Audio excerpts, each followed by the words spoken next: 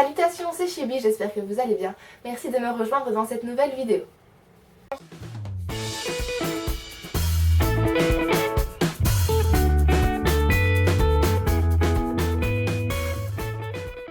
Je vous reviens aujourd'hui pour un Saturday Book Empty Fever que je n'ai pas fait depuis très longtemps. Mais j'estime que quand j'ai rien à raconter sur mes lectures ou en vidéo à vous présenter, ça ne sert à rien que je fasse une vidéo pour parler dans le vide. Donc aujourd'hui, je reviens pour vous parler du livre et du thé qui m'ont suivi cette semaine. Et je commence par le livre avec tadam, le livre de perles écrit par Timothée Defondel aux éditions Gallimard. Il s'agit d'un livre que j'avais acheté à la foire du livre de Bruxelles de cette année-ci. Et je me souviens, la libraire me l'avait vendu. Elle m'a dit ce livre a changé ma vie, il est vraiment génial, il faut que vous le lisiez absolument. Et j'avais déjà envie de l'acheter à la base, puisque je l'avais vu pour la première fois sur la chaîne d'Audrey, Le Souffle des mots, qui en avait vraiment très bien parlé.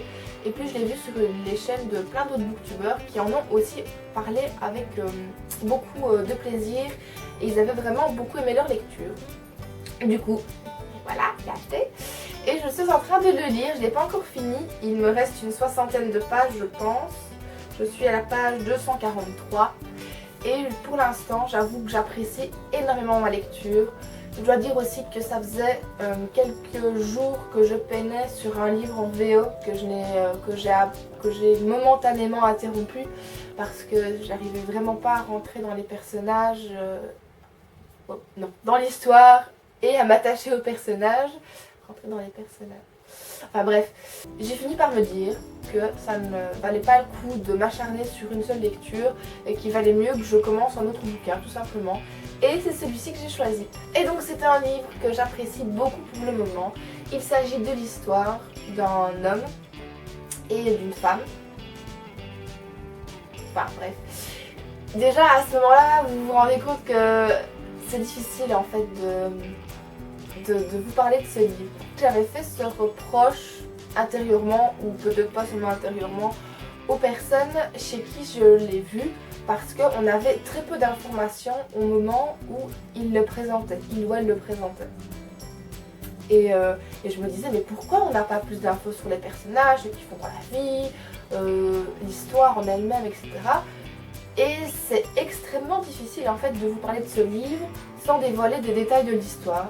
Et je vais quand même essayer de le faire pourtant parce que j'ai vraiment envie de vous donner envie de le lire si ce n'est pas encore déjà fait. Il s'agit de l'histoire de Joshua Pearl qui provient d'un monde de féerie en fait et qui va se retrouver exilé dans notre monde à nous, le monde des humains. Le problème c'est qu'il a laissé la fille qu'il aime là-bas et qu'il va essayer, il va tenter tout ce qu'il peut durant sa vie pour pouvoir y retourner. Ce qui m'a perturbée peut-être un petit peu au début de l'histoire, c'est qu'on arrive avec des personnages dont on ne connaît pas le nom. On ne sait pas du tout qui ils sont, on ne sait pas du tout qui on suit, c'est pas facile quoi. Je trouve que ça c'est un vrai, pas un problème, mais c'est peut-être une épine dans l'accroche à l'histoire et l'accroche du lecteur au personnage, c'est que on n'a pas de prénom, on n'a pas de nom, enfin on a des noms mais on ne sait pas qui est qui, on ne sait pas qui fait quoi, etc. Donc il faut essayer de s'accrocher à l'histoire pour pouvoir après découvrir. Ah oui tiens, on en a parlé au début de l'histoire, ah oui tiens ça c'est lui, ah oui c'est vrai, oui d'accord, ok je vois.